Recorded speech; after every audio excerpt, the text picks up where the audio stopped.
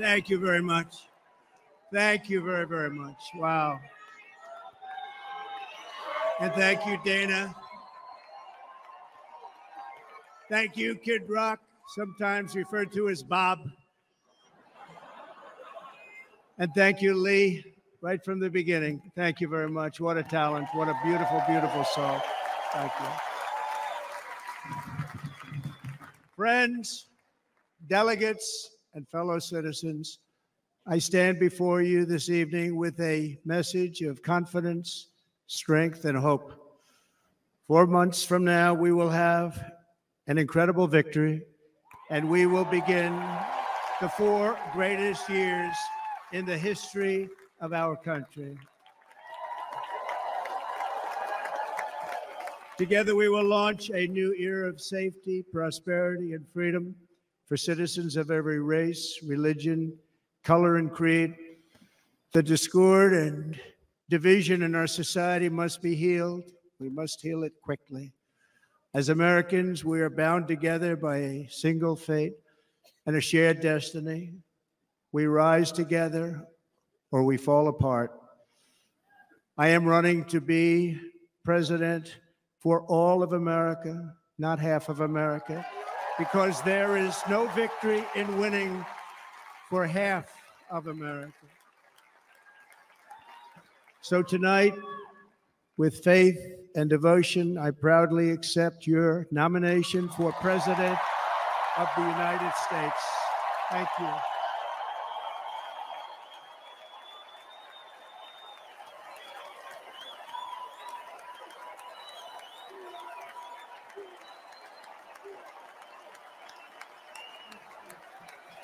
Thank you.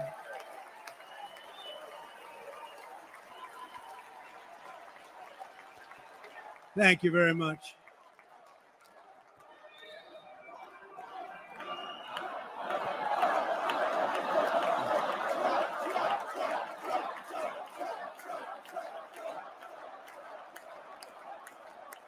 Thank you very much.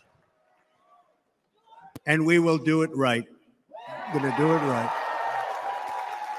Let me begin this evening by expressing my gratitude to the American people for your outpouring of love and support following the assassination attempt at my rally on Saturday.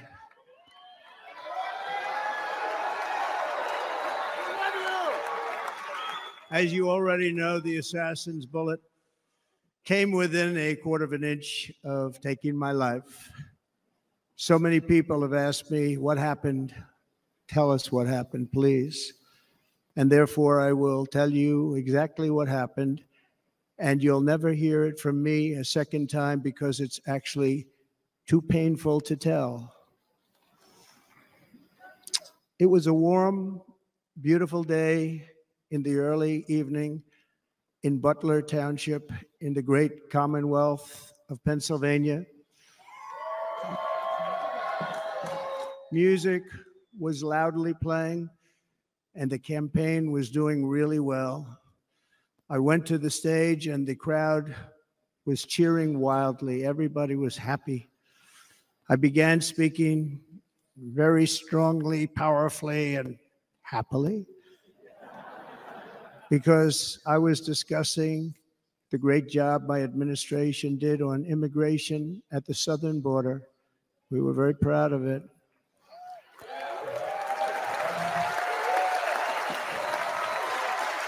Behind me and to the right was a large screen that was displaying a chart of border crossings under my leadership. The numbers were absolutely amazing. In order to see the chart, I started to, like this, turn to my right and was ready to begin a little bit further turn, which I'm very lucky I didn't do, when I heard a loud whizzing sound and felt something hit me really, really hard on my right ear. I said to myself, wow, what was that? It can only be a bullet. and moved my right hand to my ear, brought it down. My hand was covered with blood, just absolutely blood all over the place. I immediately knew it was very serious, that we were under attack, and in one movement proceeded to drop to the ground. Bullets were continuing to fly as very brave Secret Service agents rushed to the stage, and they really did. They rushed to the stage.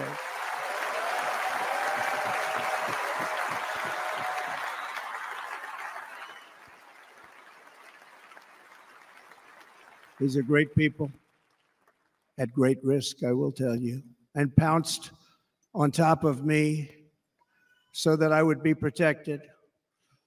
There was blood pouring everywhere, and yet, in a certain way, I felt very safe because I had God on my side.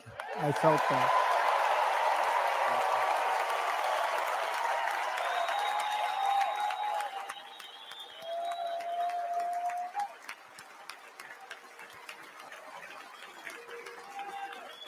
The amazing thing is that prior to the shot, if I had not moved my head at that very last instant, the assassin's bullet would have perfectly hit its mark, and I would not be here tonight. We would not be together. The most incredible aspect of what took place on that terrible evening in the fading sun was actually seen later. In almost all cases, as you probably know, and when even a single bullet is fired, just a single bullet, and we had many bullets that were being fired, crowds run for the exits or stampede, but not in this case. It's very unusual.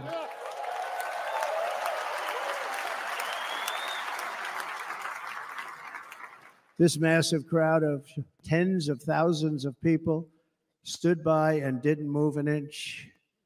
In fact, many of them bravely, but automatically stood up looking for where the sniper would be. They knew immediately it was a sniper, and then began pointing at him. You can see that if you look at the group behind me. That was just a small group compared to what was in front. Nobody ran, and by not stampeding, many lives were saved. But that isn't the reason that they didn't move. The reason is that they knew I was in very serious trouble. They saw it. They saw me go down. They saw the blood and thought, actually most did, that I was dead. They knew it was a shot to the head. They saw the blood. And there's an interesting statistic. The ears are the bloodiest part. If something happens with the ears, they bleed more than any other part of the body. For whatever reason, the doctors told me that. I said, why is there so much blood? He said, it's the ears. They bleed more. So we learned something, but they just, this beautiful crowd, they didn't want to leave me. They knew I was in trouble. They didn't want to leave me. And you can see that love written all over their faces. Incredible people. They're incredible people. Bullets were flying over us, yet I felt serene. But now the Secret Service agents were putting themselves in peril. They were in very dangerous territory. Bullets were flying right over them, missing them by a very small amount of inches. And then it all stopped. Our Secret Service sniper, from a much greater distance and with only one bullet used, took the assassin's life, took him out.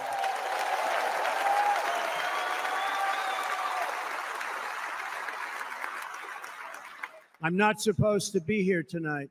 Not supposed to be here. No.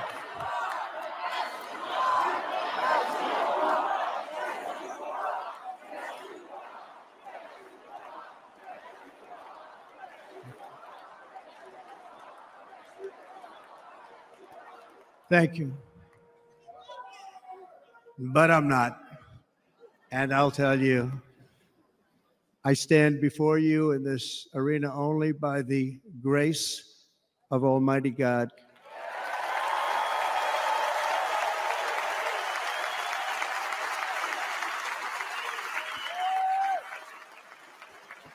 In watching the reports over the last few days, many people say it was a providential moment. Probably was. When I rose surrounded by Secret Service, the crowd was confused because they thought I was dead, and there was great, great sorrow. I could see that on their faces as I looked out. They didn't know I was looking out. They thought it was over, but I could see it, and I wanted to do something to let them know I was okay. I raised my right arm, looked at the thousands and thousands of people that were breathlessly waiting, and started shouting, "Fight, fight, fight."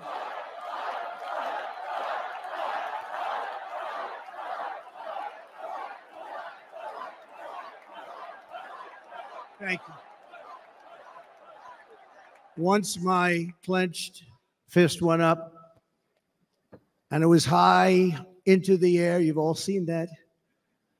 The crowd realized I was okay and roared with pride for our country like no crowd I have ever heard before. Never heard anything like it. For the rest of my life, I will be grateful for the love shown by that giant audience of patriots that stood bravely on that fateful evening in Pennsylvania. Tragically, the shooter claimed the life of one of our fellow Americans, Corey, comparator, unbelievable person, everybody tells me. Unbelievable. And seriously wounded, two other great warriors, spoke to them today, David Dutch and James Copenhaver, two great people. I also spoke to all three families of these tremendous people. Our love and prayers are with them and always will be. We're never going to forget them. They came for a great rally. They were serious Trumpsters, I want to tell you. They were serious Trumpsters and still are. But Corey, unfortunately, we have to use the past tense. He was incredible. He was a highly respected former fire chief, respected by everybody. Was accompanied by his wife, Helen, incredible woman. I spoke to her today, devastated, and two precious daughters. He lost his life selflessly acting as a human shield to protect them from flying bullets. He went right over the top of them and was hit. What a fine man he was.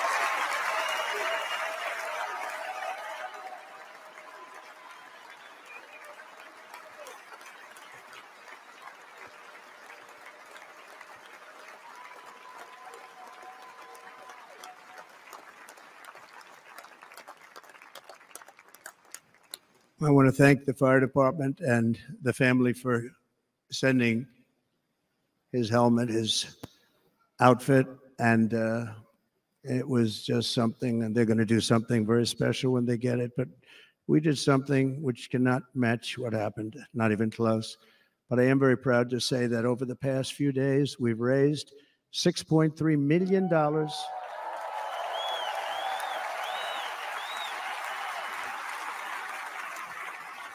for the families of David, James, and Corey, including from a friend of mine just called up. He sent me a check right here. I just got it. $1 million from Dan Newland. Thank you, Dan. And again, when speaking to the family, I told them, I said, well, I'm going to be sending you a lot of money, but it can't compensate. They all said the same thing. You're right, sir. We appreciate so much what you're doing, but nothing can take the place in the case of Corey. And the other two, by the way, they were very, very seriously injured, but now they're doing very well. They're going to be okay. They're going to be doing very well.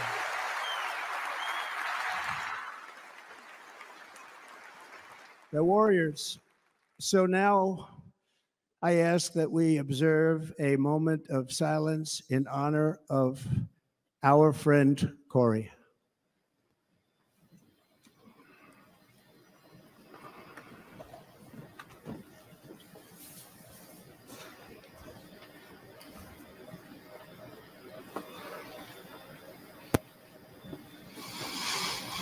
There is no greater love than to lay down one's life for others. This is the spirit that forged America in her darkest hours, and this is the love that will lead America back to the summit of human achievement and greatness. This is what we need. Despite such a heinous attack, we unite this evening more determined than ever. I am more determined than ever, and so are you. So is everybody in this room.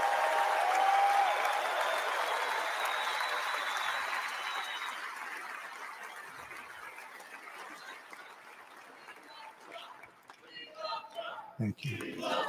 Thank you very much.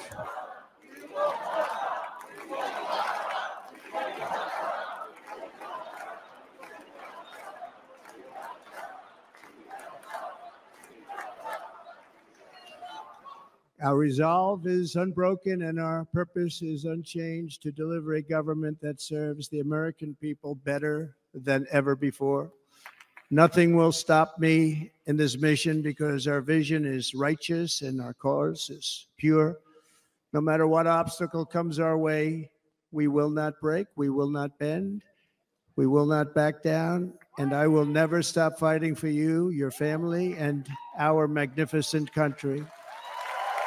Never.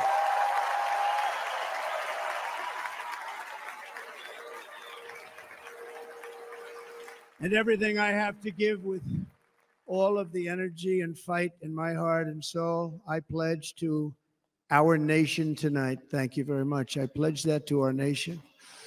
I'm going to turn our nation around, and we're going to do it very quickly. Thank you.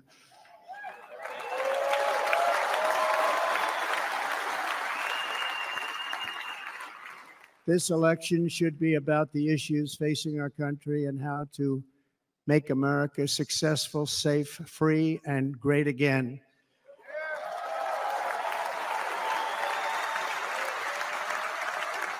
In an age when our politics too often divide us, now is the time to remember that we are all fellow citizens. We are one nation under God, indivisible, with liberty and justice for all.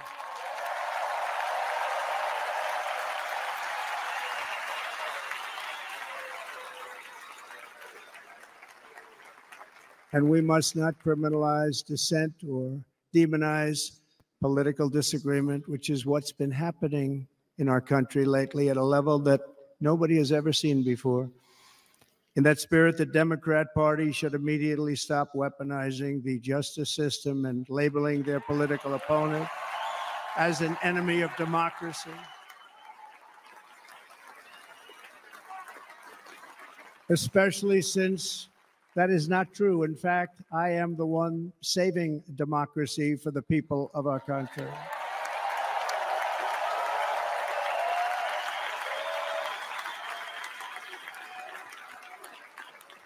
And very big news, as you probably just read, on Monday, a major ruling was handed down from a highly respected federal judge in Florida, Eileen Cannon, finding that the prosecutor and the fake documents case against me were totally unconstitutional, and the entire case was thrown out of court. With all of that publicity, thrown out of court. If Democrats want to unify our country, they should drop these partisan witch hunts, which I have been going through for approximately 8 years. And they should do that without delay and allow an election to proceed that is worthy of our people. We're going to win it anyway, but worthy of our people. On this journey, I am deeply honored to be joined by my amazing wife, Melania.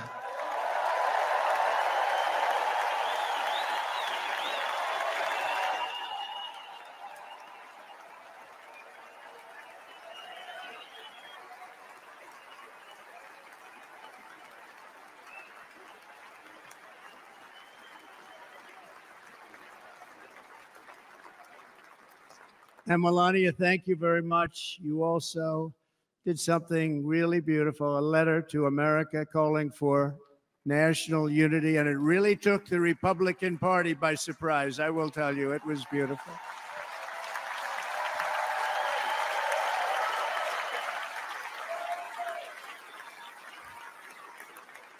In fact, some very serious people said that we should take that letter and put it as part of the Republican platform. That would be an honor, wouldn't it? Right, Mr. Congressman? But it captivated so many. So I also want to thank my entire family for being here. Don, Kimberly, Ivanka and Jared, Eric and Lara, Tiffany and Michael, Barron. We love our Barron.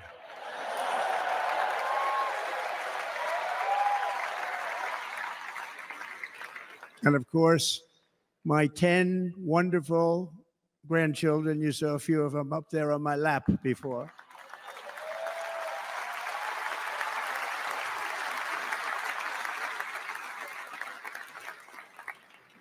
And how good was Dana? Was Dana good? I mean, was he good? He was on probably the only vacation he's had in about maybe ever, because he works, but about 10 years with his wife, very far away. I won't tell you where, but very, very far away, beautiful place. And my people called and he said, yeah, I won't be able to do it. This is many, many years. I promised my wife I can't do it. And they came in, they said, Dana won't be able to do it because he was my first, second, and third choice. I said, well, that's too bad, but I understand he's away and it's good. It's good for him.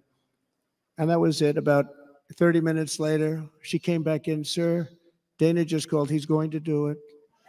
And his wife, she said, you can't turn him down. You just can't do it. You have to go. That's a good wife.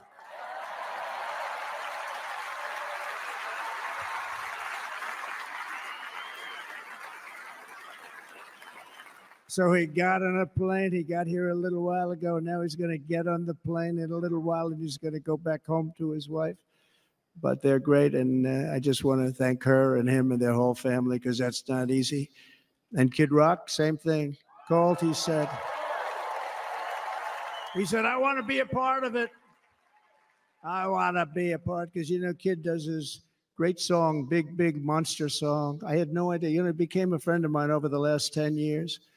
And he's amazing. Everyone loves him. I didn't even know how big he was. He has rallies, 35, 40,000 people he gets every time he goes out. I think he's making so much money, he doesn't know what the hell to do with it. You want to know?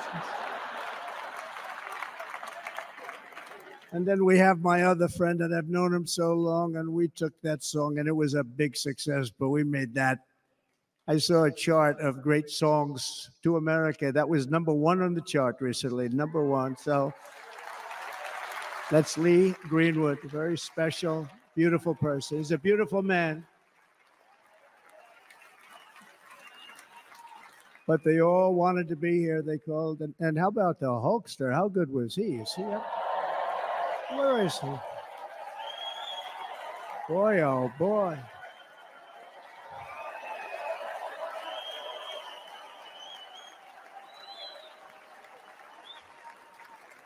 They may call that entertainment. I know about entertainment, but when he used to lift a 350-pound man over his shoulders and then bench press him 2 rows into the audience, I say maybe entertainment, but he is one strong son of a gun. I will tell you, I watched it many times.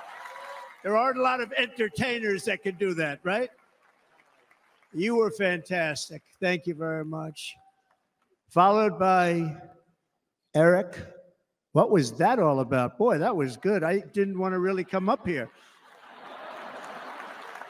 But he was so great, and he's such a good young man. He went through a lot of trouble, and Don last night was incredible. They went through so much trouble. They got subpoenaed more than any people probably in the history of the United States. Every week they get another subpoena from the Democrats, crazy Nancy Pelosi, the whole thing, just boom, boom, boom. They've got to stop that because they're destroying our country. We have to work on making America great again, not on beating people. And we won. We beat them and all. We beat them on the impeachments. We beat them on indictments. We beat them. But the time that you have to spend, if they would devote that genius to helping our country, we'd have a much stronger and better country.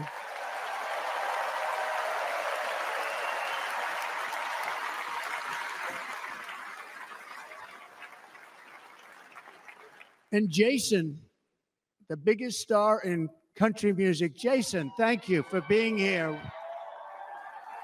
Jason, thank you very much. Jason Aldean, he's good. I like his wife even better, by the way. She's here.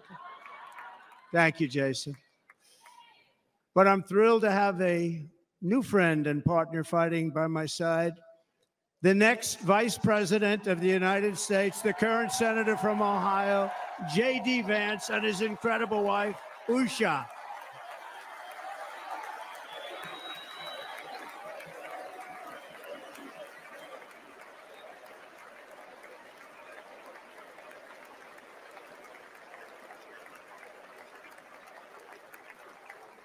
He's going to be a great Vice President. He's going to be great. He'll be with this country and with this movement, greatest movement in the history of our country, Make America Great Again. When they criticize it, they say, we're going to try and stop MAGA. I said, MAGA is Make America Great Again. What are you going to stop? There's nothing to stop. Then they say, oh, that's right. It's very tough to fight it. And all of the people that did try and fight it have failed. But he's going to be with us for a long time, and it was an honor to select him. Great, great student at Yale. His wife was a great student at Yale. They met at Yale. These are two smart people. So, J.D., you're going to be doing this for a long time. Enjoy the ride.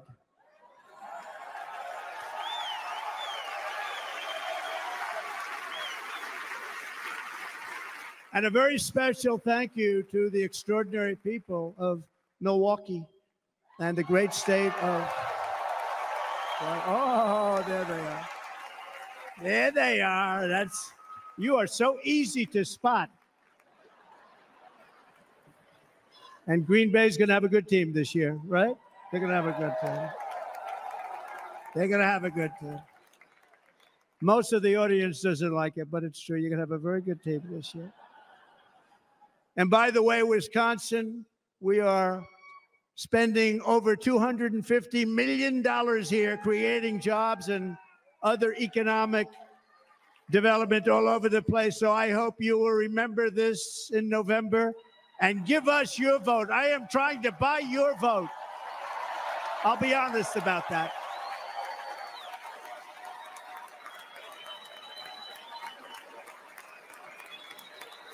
And I promise we will make Wisconsin great again. We're going to make it. Thank you, Mr. Governor. Thank you very much. Thank you.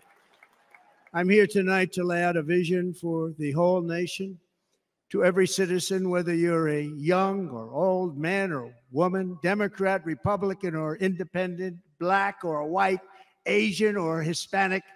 I extend to you a hand of loyalty and of friendship.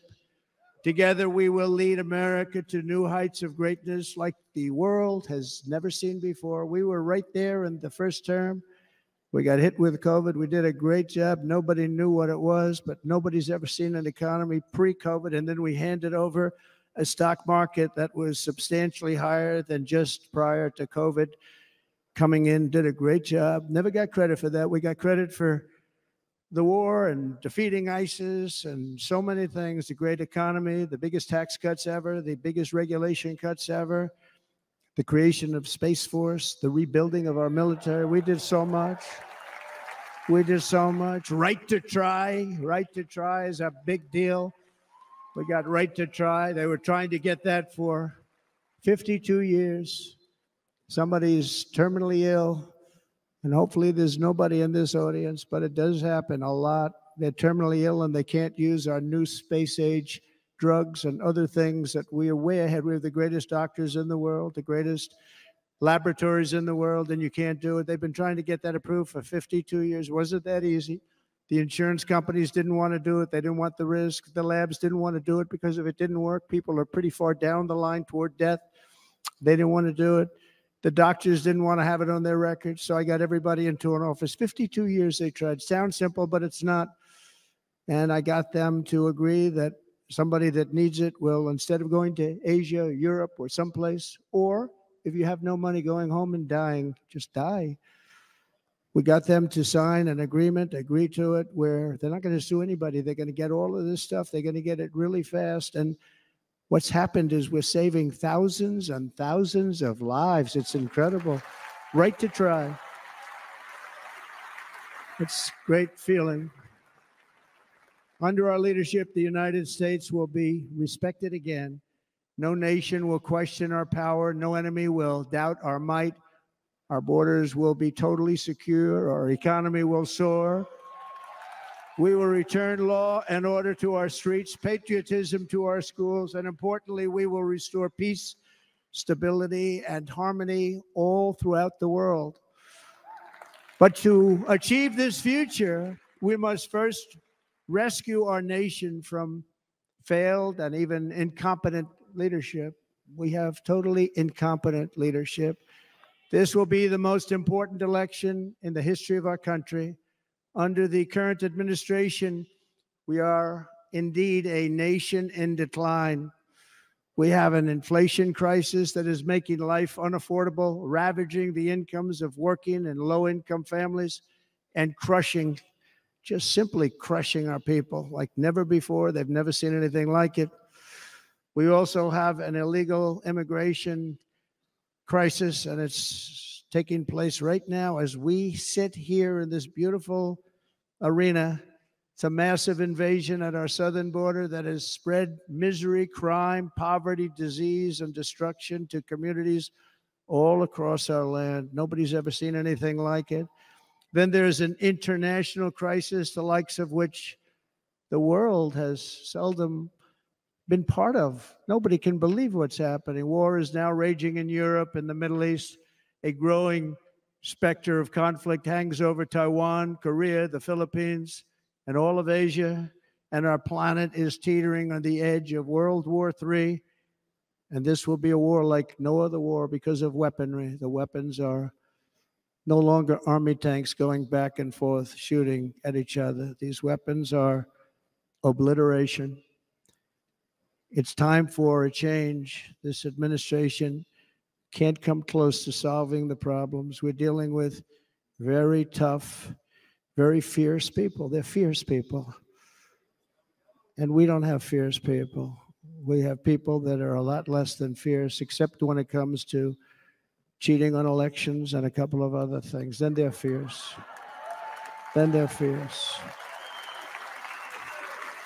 So tonight, I make this pledge to the great people of America. I will end the devastating inflation crisis immediately, bring down interest rates, and lower the cost of energy. We will drill, baby, drill.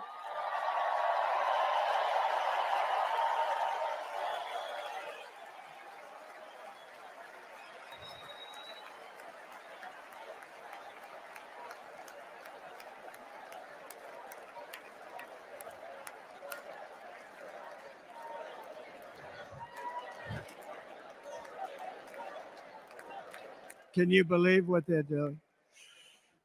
But by doing that, we will lead a large-scale decline in prices. Prices will start to come down. Energy raised it. They took our energy policies and destroyed them. Then they immediately went back to them, but by that time, so much was lost. But we will do it at levels that nobody's ever seen before. And we'll end lots of different things. We'll start paying off debt and start lowering taxes even further. We gave you the largest tax cut. We'll do it more. You know, people don't realize I brought taxes way down, way down. And yet we took in more revenues the following year than we did when the tax rate was much higher. Most people said, how did you do that? Because it was incentive. Everybody was coming to the country. They were bringing back billions and billions of dollars into our country. The companies made it impossible to bring it back. The tax rate was too high, and the legal complications were far too great. I changed both of them, and hundreds of billions of dollars by Apple and so many other companies were brought back into our nation, and we had an economy the likes of which no nation had ever seen. China, we were beating them at levels that were incredible. And they know it. They know it. We'll do it again, but we'll do it even better. I will end the illegal immigration crisis by closing our border and finishing the wall, most of which I've already built.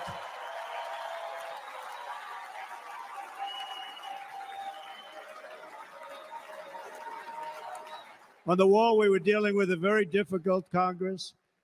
And I said, oh, that's okay. We won't go to Congress. I call it an invasion. We gave our military almost $800 billion. I said, I'm going to take a little of that money because this is an invasion. And we built, most of the wall is already built. And we built it through using the funds because what's better than that? We have to stop the invasion into our country that's killing hundreds of thousands of people a year. We're not going to let that happen. I will end every single international crisis that the current administration has created, including the horrible war with Russia and Ukraine, which would have never happened if I was president, and the war caused by the attack on Israel, which would have never happened if I was president. Iran was broke. Iran had no money. Now Iran has $250 billion. They made it all over the last 2.5 years. They were broke. I watched the other day on a show called Deface the Nation. Has anyone seen it?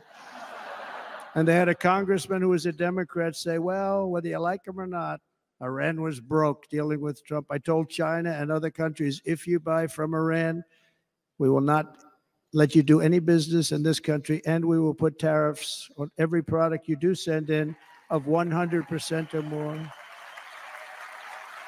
And they said to me, well, I think that's about it. They weren't going to buy any oil.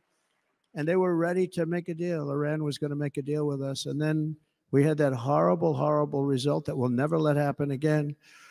The election result, we're never going to let that happen again. They used COVID to cheat. We're never going to let it happen again. And they took off all the sanctions and they did everything possible for Iran. And now Iran is very close to having a nuclear weapon, which would have never happened. This is a shame what this administration, the damage that this administration has done. And I say it often, if you took the 10 worst presidents in the history of the United States, think of it, the 10 worst, added them up, they will not have done the damage that Biden has done. Only going to use the term once. Biden, I'm not going to use the name anymore, just one time. The damage that he's done to this country is unthinkable. It's unthinkable. Together we will restore vision, strength, competence, and we're going to have a thing called common sense making most of our decisions, actually. It's all common sense. Just a few short years ago, under my presidency, we had the most secure border and best economy in the history of our country, in the history of the world. We had the greatest economy in the history of the world. We had never done anything like it. We were beating every country, including China, by leaps and bounds. Nobody had seen anything like it. We had no inflation, soaring incomes were going. Nobody can believe it. You can't believe what happened 4 years ago is happening now in reverse.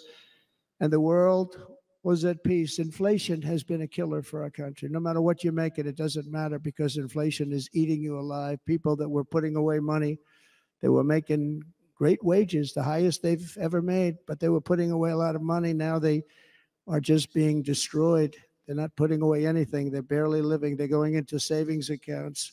They're taking out their money to live because of inflation. Inflation, remember, it's called a country buster. You can go back to Germany from 100 years ago. You can go back to any country that suffered great inflation. We've suffered the worst inflation we've ever had. But go back and see what's happened to those countries. We've had the worst inflation we've ever had under this person. But in less than 4 years, our opponents have turned incredible success into unparalleled tragedy and failure. It's been a tremendous failure. Today, our cities are flooded with illegal aliens. Americans are being squeezed out of the labor force and their jobs are taken. By the way, you know who's taking the jobs that are created? 107% of those jobs are taken by illegal aliens. And you know who's being hurt the most by millions of people pouring into our country? The Black population and the Hispanic population, because they're taking the jobs from our Black population, our Hispanic population, and they're also taking them from unions. The unions are suffering because of it. Thank you. Thank you. I like you too. Thank you very much.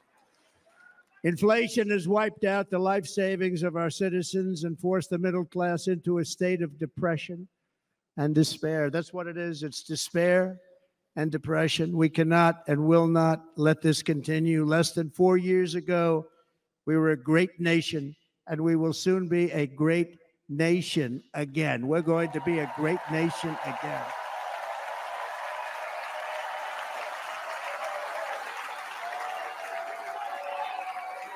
Thank you. With proper leadership, every disaster we are now enduring will be fixed, and it will be fixed very, very quickly. So tonight, whether you've supported me in the past or not, I hope you will support me in the future, because I will bring back the American dream. That's what we're going to do. You don't even hear about the American dream anymore. With great humility, I am asking you to be excited about the future of our country. Be excited. Be excited.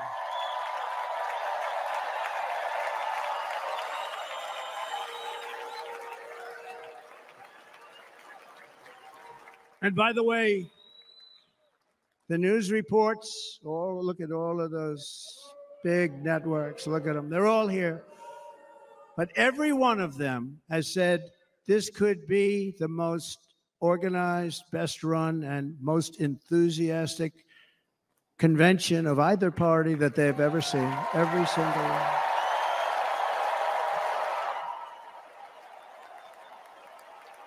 And it's true. It's true. And there's love in the room. There's great love in the room.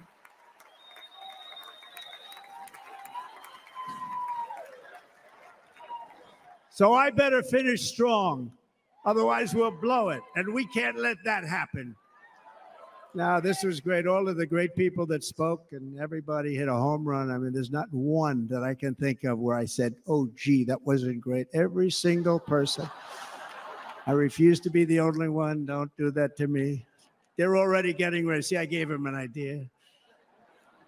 Now, this was a great convention. This was, I think we're actually going to go home and miss it. You know, usually with first of all, look at these crowds. You'd never have this at a convention. Look at these crowds.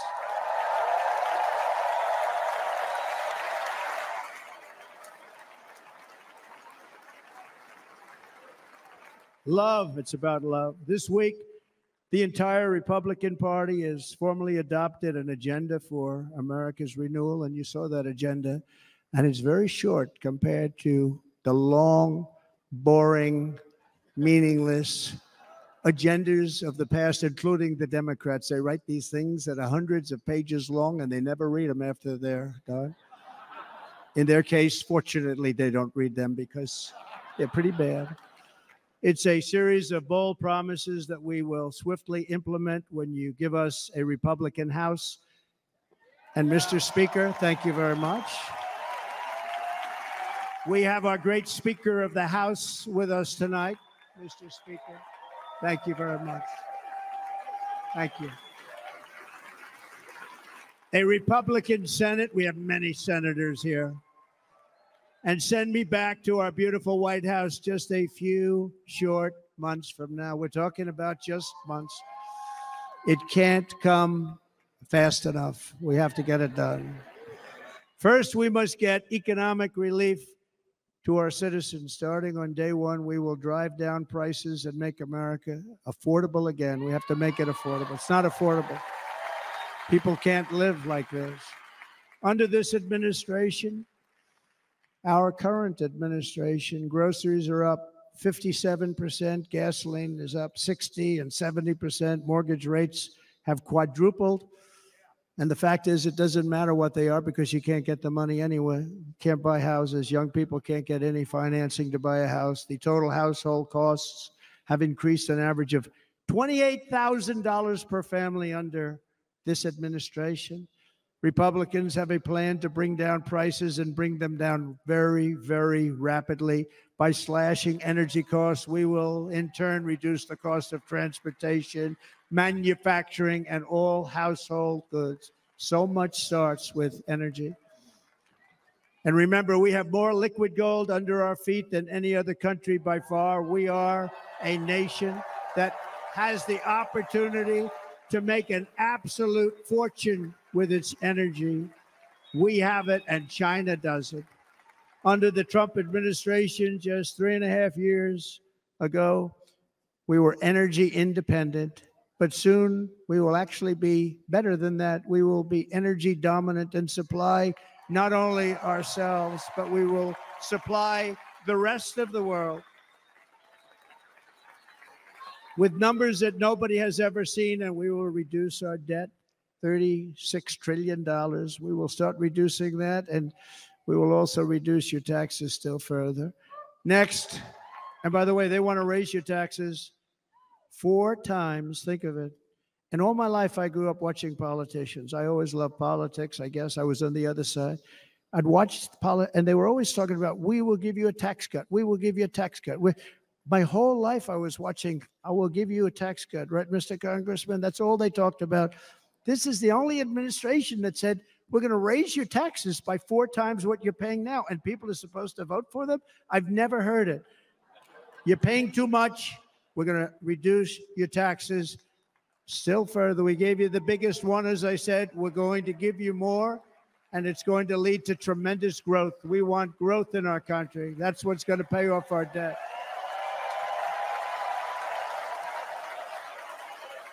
And next, we will end the ridiculous and actually incredible waste of taxpayer dollars that is fueling the inflation crisis. They've spent trillions of dollars on things having to do with the Green New Scam. It's a scam.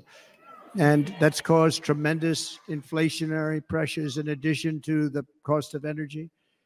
And all of the trillions of dollars that are sitting there not yet spent, we will redirect that money for important projects like roads, bridges, dams, and we will not allow it to be spent on meaningless Green New Scam ideas.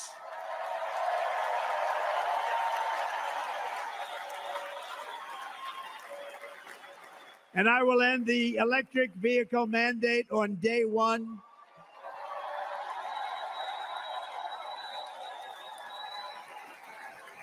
Thereby saving the U.S. auto industry from complete obliteration, which is happening right now, and saving U.S. customers thousands and thousands of dollars per car. And right now, as we speak, large factories just started are being built across the border in Mexico. So with all the other things happening on our border, and they're being built by China to make cars and to sell them into our country. No tax, no anything.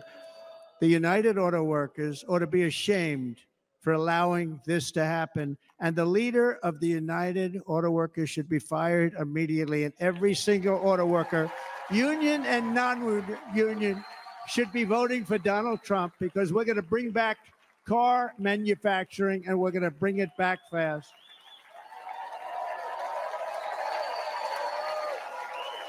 They're building some of the largest auto plants anywhere in the world. Think of it, in the world. We're going to bring it back. We're going to make them. We don't mind that happening, but those plants are going to be built in the United States, and our people are going to man those plants.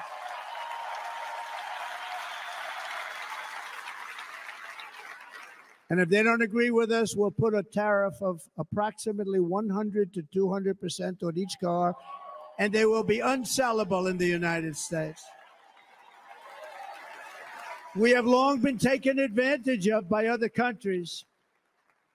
And think of it, oftentimes these other countries are considered so-called allies. They've taken advantage of us for years. We lose jobs, we lose revenue, and they gain everything and wipe out our businesses, wipe out our people. I stopped it for 4 years. I stopped it. And we're really ready to make changes like nobody had seen before. And remember, USMCA, I got rid of NAFTA, the worst trade deal ever made, and replaced it with USMCA, which is, they say, the best trade deal ever made. Actually, probably the best trade deal was the deal I made with China, where they buy $50 billion worth of our product. They were buying nothing. They buy $50 billion worth. They had to. But I don't even talk about it because of COVID. I don't even mention it, frankly, because of what happened with the China virus.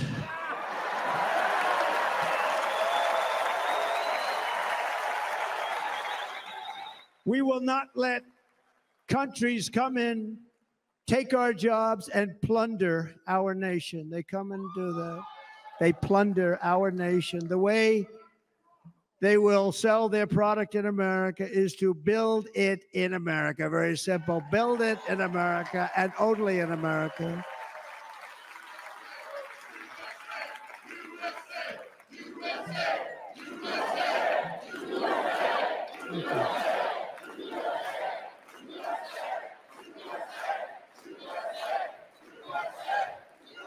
And this very simple formula, and Congress has to go along with us, and they will. This very simple formula will create massive numbers of jobs. We will take over the auto industry again, and many, many hundreds of thousands of jobs. We lost so many jobs over the years. If you go back 20, 25 years, they've stolen, going to China and Mexico, about 68% of our auto industry manufacturing jobs. We're going to get them all back. We're going to get them all back, every one of them. At the center of our plan for economic relief are massive tax cuts for workers that include something else that's turned out to be very popular, actually. Here it's very popular in this building and all those hotels that I saw that are so nice. I'm staying in a nice one. It's called no tax on tips. No tax on tips. No tax on tips.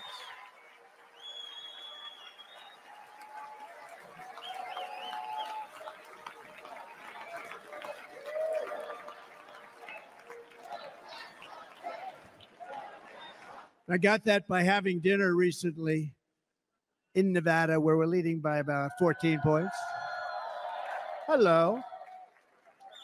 I'll see you there very soon, everybody. And we're having dinner at a beautiful restaurant in the Trump building on the Strip. And it's a great building. And the waitress comes over. How's everything going? Really nice person. How's everything? Oh, sir, it's so tough. The government's after me all the time on tips, tips, tips. I said, well, they give you cash. Would they be able to find him? She said, actually, and I didn't know this. She said, very little cash is given. It's all put right on the check. And they come in and they take so much of our money. It's just ridiculous. And they don't believe anything we say. And they've just hired, as you know, 88,000 agents to go after him even more. And I said, this shows the level of my, most people go out, they hire consultants, they pay millions of dollars. But I said to her, let me just ask you a question. Would you be happy if you had no tax on tips? She said, what a great idea. I got my information from a very smart waitress. That's better than spending millions of dollars. And everybody loves it. Waitresses and caddies and drivers and everybody's a large group of people that are being really hurt badly. They make money, let them keep their money. I'm going to protect Social Security and Medicare. Democrats are going to destroy Social Security and Medicare because all of these people, by the millions they're coming in, they're going to be on Social Security and Medicare and other things, and you're not able to afford it. They are destroying your Social Security and your Medicare. Under my plan, incomes will skyrocket, inflation will vanish completely, jobs will come roaring back, and the middle class will prosper like never, ever before, and we're going to do it very rapidly.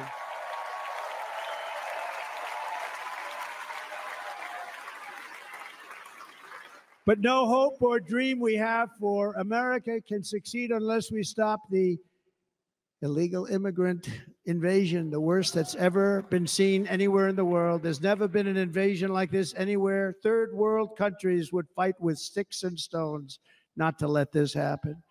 The invasion at our southern border, we will stop it, and we will stop it quickly. You heard Tom Homan yesterday. Tom Homan, put him in charge and just sit back and watch. Brandon Judd, the Border Patrol, he's incredible. These guys, you know, they really, their job is a lot easier if they don't have to do anything, but they want to. They're patriots. Brandon Judd, Border Patrol, ICE. ICE goes out. You have to see what ICE does with MS-13. You have these are probably the worst gang, and ICE goes in there. And I know a lot of people in these rows here, and they're very tough people, but they don't want to do this job.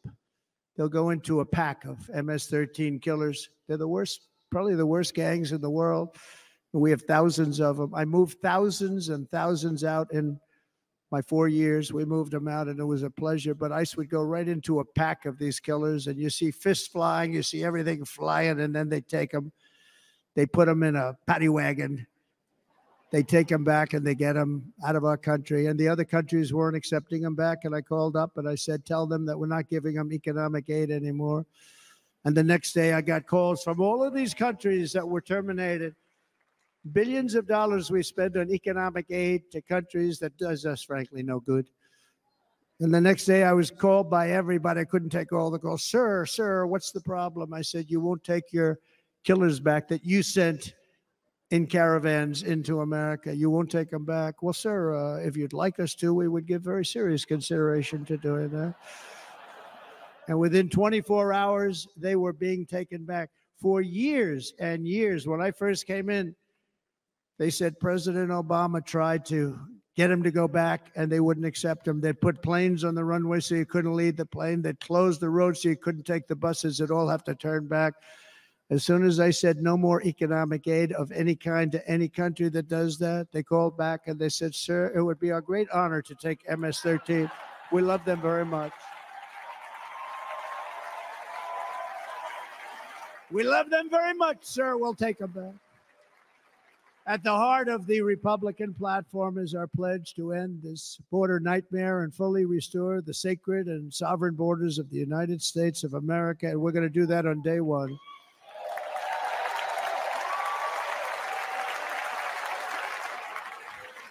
That means two things on day one, right? Drill, baby, drill, and close our borders.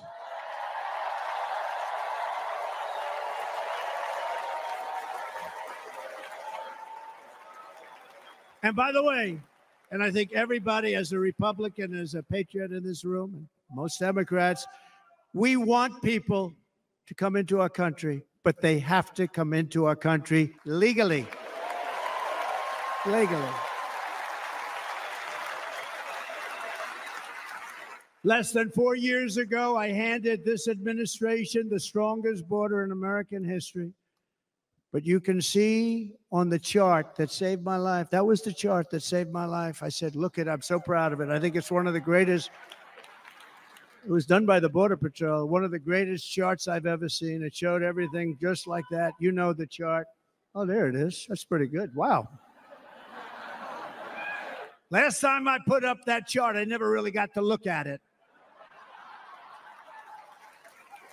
But without that chart, I would not be here today.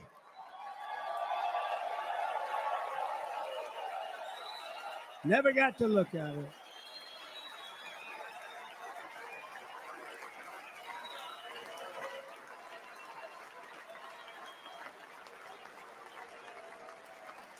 I said, you got to see this chart. I was so proud of it. And by the time I got to there, I never got to see it that day. But I'm seeing it now, and I was very proud. And if you look at the arrow on the bottom, that's the lowest level, the one on the bottom, heavy red arrow. That's the lowest level of illegal immigrants ever to come into our country in recorded history, right there. Right there. And that was my last week in office. And then you see what happened after I left. Look at the rest. And if you go out a little bit further, it's getting to be a little bit old, but I love it anyway, right? But you can go much higher with those numbers. Look what happened right after that. The invasion began. We had the opposite. We stopped the invasion, but the invasion that we stopped was peanuts by comparison to what happened after I left. Look at what happened after I left. They took over our country. We ended all catch and release. We shut down asylum fraud. We stopped human trafficking and forged historic agreements to keep illegal aliens on foreign soil. We want them to stay on their soil. Under the Trump administration, if you came in illegally, you were apprehended immediately and you were deported. You went right back. The current administration terminated every single one of those great Trump policies that I put in place to seal the border. I wanted a sealed border. Again, come in, but come in legal. You know how unfair it is? So many people, hundreds of thousands of people have been working for years to come into our country. And now they see these people pour into our country at levels that are unprecedented. It's so unfair. And we're not going to do it. We're not going to stand for it. They suspended wall construction, ended remain in Mexico. We had a policy, remain in Mexico. You think that was easy to get from the Mexican government? But I said, you must give it to us. If you don't give it to us, there will be repercussions. And they gave it to us, but not easy. Canceled our Safe Third agreements.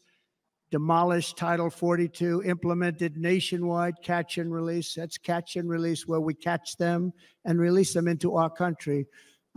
We catch them and release them into Mexico. There's a slight difference. And took 93, this is the previous administration, 93 executive actions to throw open our border to the world. The entire world is pouring into our country because of this very foolish administration. The greatest invasion in history is taking place right here in our country. They are coming in from every corner of the earth, not just from South America, but from Africa, Asia, the Middle East. They're coming from everywhere. They're coming at levels that we've never seen before. It is an invasion indeed, and this administration does absolutely nothing to stop them. They're coming from prisons. They're coming from jails. They're coming from mental institutions and insane asylums. You know, the press is always on me because I say this. Has anyone seen Silence of the Lambs? The late, great Hannibal Lecter. He'd love to have you for dinner. That's insane asylums. They're emptying out their insane asylums. And terrorists are coming in at numbers that we've never seen before. Bad things are going to happen. Meanwhile, our crime rate is going up, while crime statistics all over the world are going down, because they're taking their criminals and they're putting them into our country. A certain country, and I happen to like the president of that country very much, but he's been getting great publicity because he's a wonderful shepherd of the country. He says how well the country's doing because their crime rate is down. And he said he's training all of these rough people. They're rough, rough, rough. He's training them. And I've been reading about this for 2 years. I think, oh, that's wonderful. Let's take a look at it. But then I realized he's not training them. He's sending all of his criminals, his drug dealers, his people that are in jails, he's sending them all to the United States. And he's different in that he doesn't say that. He's trying to convince everybody what a wonderful job he does in running the country. Well, he doesn't do a wonderful job. And by the way, if I ran one of the countries, many countries, many countries from all over, I would be worse than any of them. I would have had the place totally emptied out already.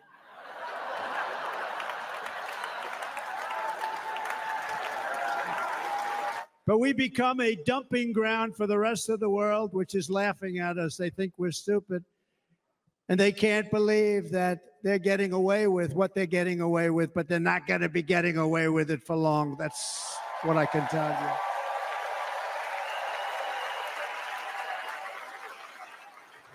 you. In Venezuela, Caracas, high crime.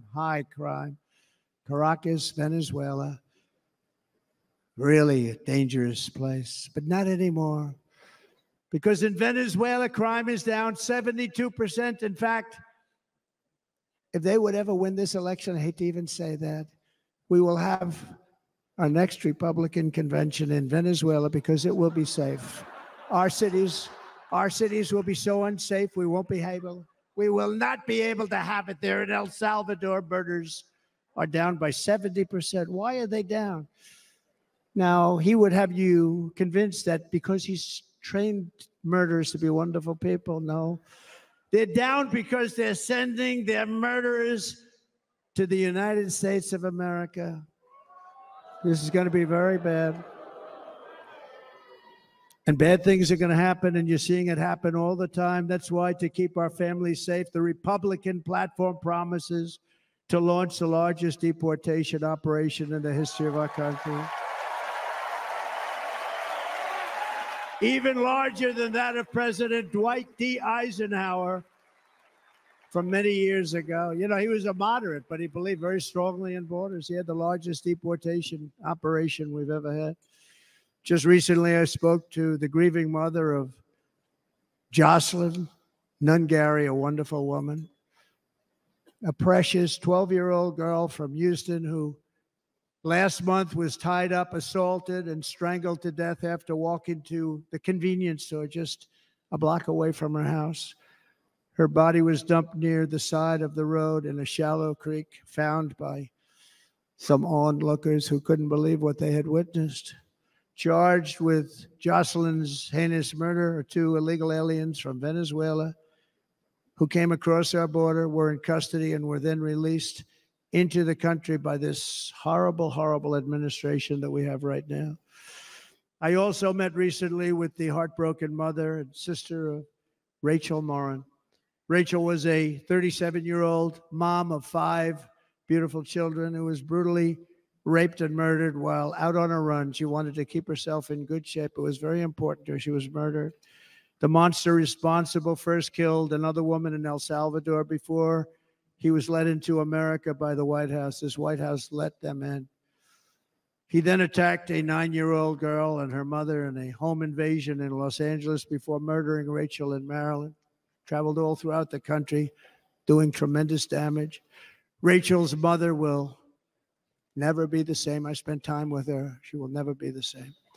I've also met with the wonderful family of Laken Riley, the brilliant 22-year-old nursing student. She was so proud of being first in her class, who was out for a jog on the campus of the University of Georgia when she was assaulted, beaten, and horrifically killed.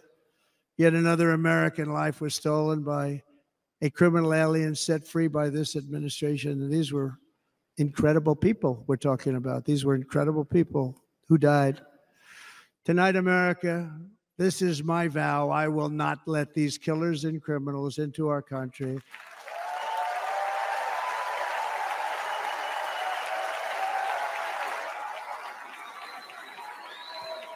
I will keep our sons and daughters safe. As we bring security to our streets, we will help bring stability to the world. I was the first president in modern times to start no new wars. You know, we were the toughest. We were the most respected. And you saw this. Hungry, strong country run by a very powerful, tough leader. Tough guy. Press doesn't like him because he's tough. And he came out recently. They were asking him at an interview, the whole world is exploding. What's happening? What's going on? Viktor Orban, Prime Minister of Hungary, very tough man. He said, I don't want people coming into my country and blowing up our shopping centers and killing people. But they said to him, tell us what's going wrong, what's happening, what is it? He said, there's only one way you're going to solve it. You got to bring President Trump back to the United States because he kept everybody at bay. So he used a word I wouldn't use because I can't use that word, because you'd say it was braggadocious. The press would say he was a braggart. I'm not a braggart. But Viktor Orban said it. He said Russia was afraid of him. China was afraid of him. Everybody was afraid of him. Nothing was going to happen. The whole world was at peace. And now the world is blowing up around us. All of these things that you read about were not going to happen. Under President Bush, Russia invaded Georgia. Under President Obama, Russia took Crimea. Under the current administration, Russia is after all of Ukraine. Under President Trump, Russia took nothing.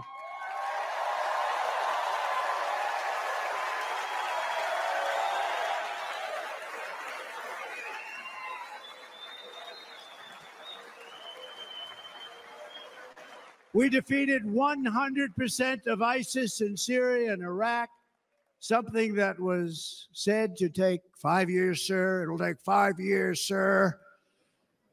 We did it in a matter of a couple of months. We have a great military. Our military is not woke. It's just some of the fools on top that are woke.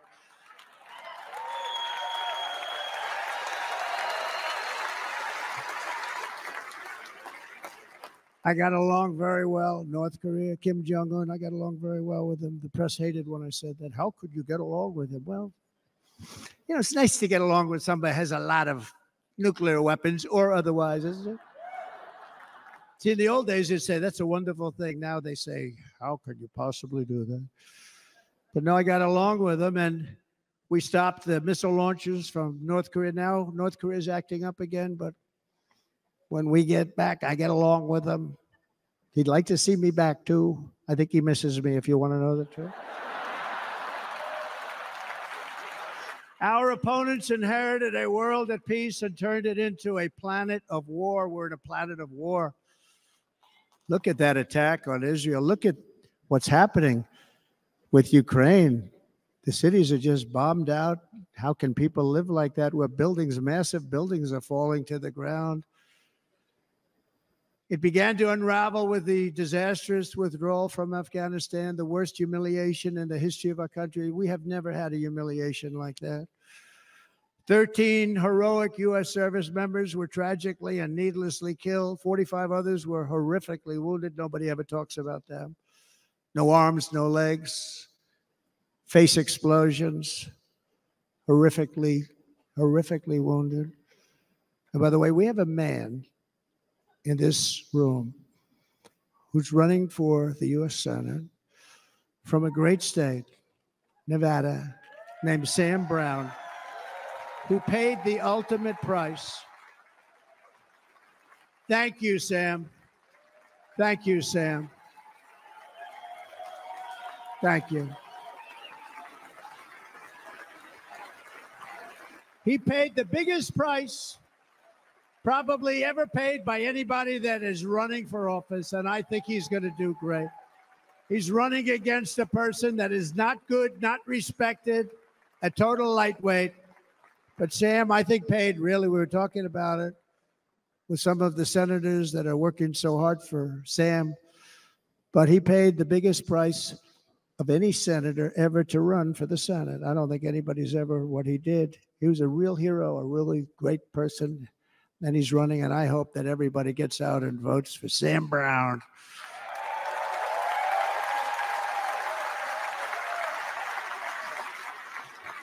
And we also left behind $85 billion worth of military equipment, along with many American citizens were left behind. Many American citizens, emboldened by that disaster. Russia invaded Ukraine. They saw this group of people that were incompetent. We took the soldiers out first. No, we're going to take the soldiers out second. If they would have followed my plan, we had a great plan. But the plan only kicked in if they did everything perfectly. And they weren't doing things perfectly. So we said it doesn't kick in. You know, 18 months in Afghanistan, we didn't have one. So they were killing them left and right, snipers. And I spoke to the head of the Taliban. You've heard this story. Abdul, still there, still the head of the Taliban. The press got on me. Why would you speak to him? I said, because that's where the killing is. I don't have to speak to somebody that has nothing to do with it. And I told him, don't ever do that. Don't ever do that again. Don't ever, ever do that again. You got to stop. Because during the Obama administration, many great people and soldiers, a lot of soldiers were being killed from long distance. I said, if you keep doing that, you're going to be hit harder than anybody's ever been hit by a country before.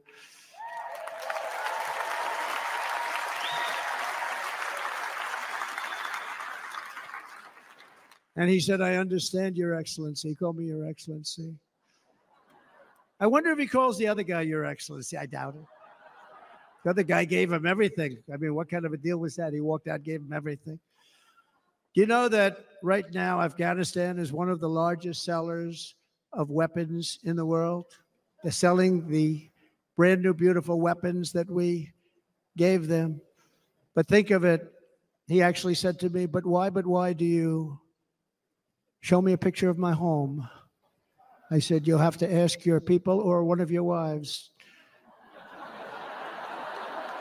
But he could figure it out. And for 18 months, we had not one attack on an American soldier by the Taliban. 18 months.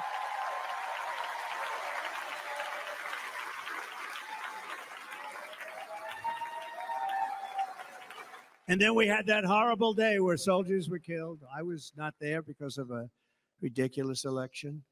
But we had that horrible attack. And they also gave up Bagram, one of the biggest bases anywhere in the world, air bases anywhere in the world, the longest runways, most powerful, hardened, thickened runways. We gave it up.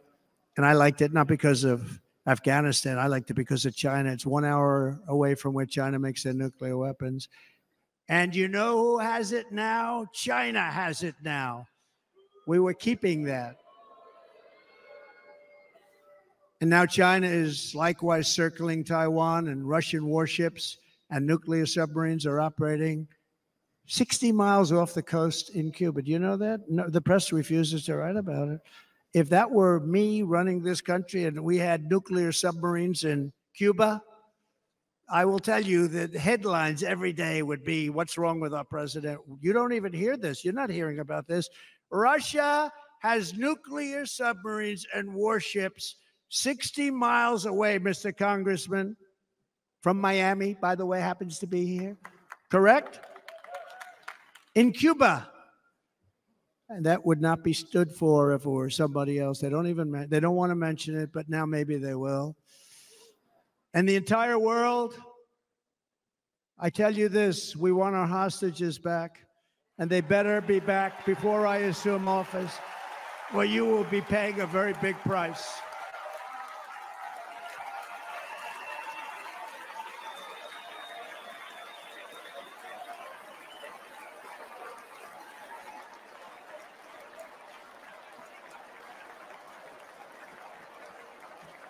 With our victory in November, the years of war, weakness, and chaos will be over. I don't have wars. I had no wars other than ISIS, which I defeated, but that was a war that was started. We had no wars. I could stop wars with a telephone call. I could stop wars with just a telephone call. If properly stated, it would never start.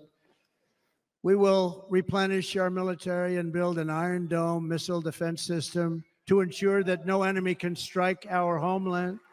And this great Iron Dome will be built entirely in the USA. We're going to build it in the USA. And Wisconsin, just like I gave you that massive ship contract, and you're doing a very nice job, Governor, right? Thank you, Governor. And they're doing a great job. In fact, I had a little design change, and we gave them a tremendous for essentially what we used to call destroyers. These are now the most beautiful. They look like yachts. I said, we have to take the bow and we have to make it a little nicer and a little point at the top instead of a flat nose. And the people at the shipyard said, this guy sort of knows what he's doing. We have most beautiful ships, right, Governor? And everybody sitting over there. And it was a big contract that everybody wanted. I gave it to Wisconsin, but we're going to have a lot of that built right here in the state of Wisconsin and all other states. Israel has an Iron Dome. They have a missile defense system. 342 missiles were shot into Israel, and only one got through a little bit. It was badly wounded. It fell to the ground, but most of them are. And Ronald Reagan wanted this many years ago, but we really didn't have the technology many years ago. Remember, they called it Starship, spaceship, anything to mock him. But he was a very good president, very, very good. But now we have unbelievable technology. And why should other countries have this and we don't? No, no, we're going to build an Iron Dome over our country, and we're going to be sure that nothing can come and harm our people. And again, from an economic development standpoint, we're going to make it all right here. No more sending it out to other countries in order to help. It's America first. America first. We will unleash the power of American innovation. And as we do, we will soon be on the verge of finding the cures to cancer, Alzheimer's disease, and many other diseases. We're going to get to the bottom of it. You remember this gentleman that I don't want to mention other than one time I had to, because when you say the 10 worst, I had to do it. I didn't want anybody to be confused. But this man said, we're going to find a cure to cancer. Nothing happened.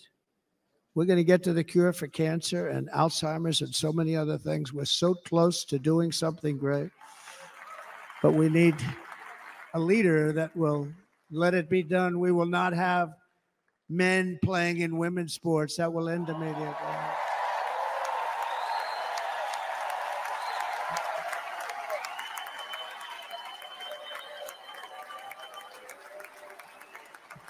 And we will restore and renovate our nation's once great cities, making them safe, clean, and beautiful again. And that includes our nation's capital, which is a horrible killing field. So many things. They leave from Wisconsin. They go to look at the Washington Monument. They end up getting stabbed, killed, or shot.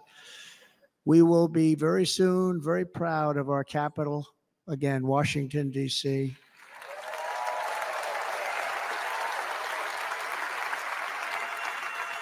America is on the cusp of a new golden age, but we will have the courage to seize it. We're going to take it. We're going to make it a current. We're going to bring this into a golden age like never seen before. Remember this, China wants to do it. Japan wants to do it. All of these countries want to do it. We have to produce massive amounts of energy if we're going to produce the new. If you look at some of the things that have been done and some of the things that we're going to do, but AI needs literally twice the electricity that's available now in our country. Can you imagine? But instead, we're spending places where they recharge electric cars. They built 8 chargers at a certain location toward the Midwest. 8 chargers for $9 billion. Think of them as a tank for filling up your gas. Think of it. They spent $9 billion on 8 chargers, 3 of which didn't work. And if you were going to do this all over our country, this crazy electric mandate, if you're going to do this all, and by the way, I'm all for electric. They have their application. But if somebody wants to buy a gas-powered car, gasoline-powered car, or a hybrid, they're going to be able to do it. And we're going to make that change on day 1.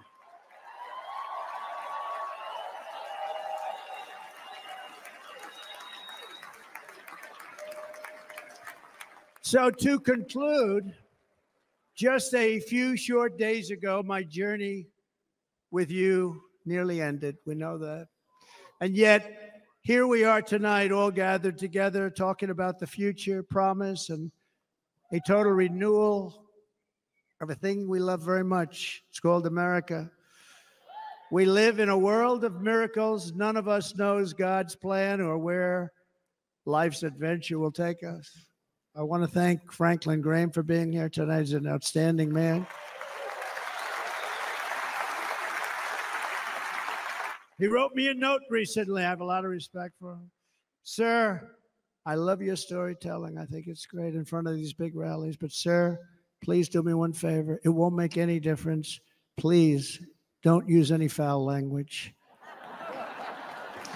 I was a little embarrassed. I said, he said, it won't make any difference. Actually, it does. The story's not quite as good, but I've been very good. The story is not quite as good, to be honest. I've got to have a little talk with Franklin, but he was great. He's a great gentleman. His father was so incredible, Billy Graham. My father used to love taking me to see Billy Graham. My father would take me to see Billy Graham at Yankee Stadium. He had the biggest rallies you've ever seen. He was a good rally guy, too. But he'd get up, and he was a fantastic guy. My father loved Billy Graham. But I love Franklin Graham. I think Franklin's been fantastic. And I'm working so hard to adhere to his note to me. I'm working hard on it, Franklin. But if the events of last Saturday make anything clear, it is that every single moment we have on earth is a gift from God.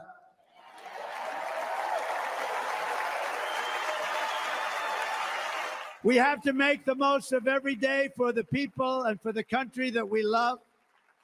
The attacker in Pennsylvania wanted to stop our movement, but the truth is the movement has never been about me. It has always been about you. It's your movement. It's the biggest movement in the history of our country by far. Can't be stopped. It can't be stopped. It has always been about the hardworking, patriotic citizens of America. For too long, our nation has settled for too little. We settled for too little. We've given everything to other nations, to other people. You have been told to lower your expectations and to accept less for your families. I am here tonight with the opposite message. Your expectations are not big enough. They're not big enough. It is time to start expecting and demanding the best leadership in the world, leadership that is bold, dynamic, relentless, and fearless. We can do that. We are Americans. Ambition is our heritage. Greatness is our birthright. But as long as our energies are spent fighting each other, our destiny will remain out of reach, and that's not acceptable. We must instead take that energy and use it to realize our country's true potential and write our own thrilling chapter of the American story. We can do it together. We will unite. We are going to come together, and success will bring us together.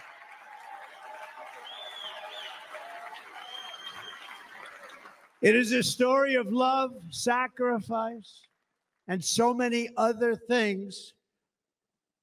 And remember the word devotion. It's unmatched devotion. Our American ancestors crossed the Delaware, survived the icy winter at Valley Forge, and defeated a mighty empire to establish our cherished republic. They fought so hard, they lost so many. They pushed thousands and thousands of miles across a dangerous frontier, taming the wilderness to build a life and a magnificent home for their family. They packed their families into covered wagons, trekked across hazardous trails, scaled towering mountains, and braved rivers and rapids to stake their claim on the wide open, new, and very beautiful frontier. When our way of life was threatened, American patriots marched onto the battlefield, raced into enemy strongholds, and stared down death and stared down those enemies to keep alive the flame of freedom. At Yorktown, Gettysburg, and Midway, they joined the roll call of immortal heroes. So many just so many heroes, so many great, great people. And we have to cherish those people. We can't forget those people. We have to cherish those people.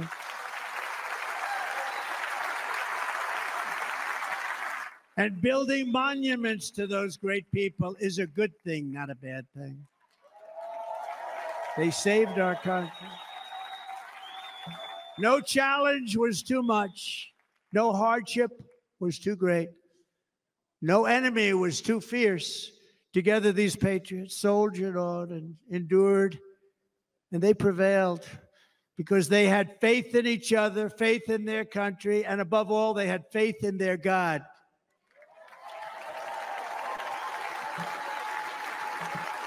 Just like our ancestors, we must now come together, rise above past differences. Any disagreements have to be put aside and go forward, united as one people, one nation, pledging allegiance to one great, beautiful, I think it's so beautiful, American flag. Tonight, I ask for your partnership, for your support, and I am humbly asking for your vote. I want your vote. Going to make our country great again. Every day I will strive to honor the trust you have placed in me, and I will never, ever let you down. I promise that. I will never let you down. To all of the forgotten men and women who have been neglected, abandoned, and left behind, you will be forgotten no longer. We will press forward, and together we will win, win, win.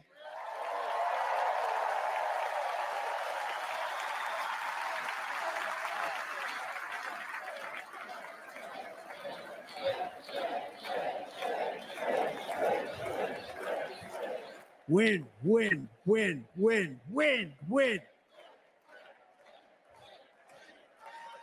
Nothing will sway us, nothing will slow us, and no one will ever stop us. No matter what dangers come our way, no matter what obstacles lie in our path, we will keep striving toward our shared and glorious destiny, and we will not fail. We will not fail. Together, we will save this country, we will restore the republic, and we will usher in the rich and wonderful tomorrows that our people so truly deserve. America's future will be bigger, better, bolder, brighter, happier, stronger, freer, greater, and more united than ever before.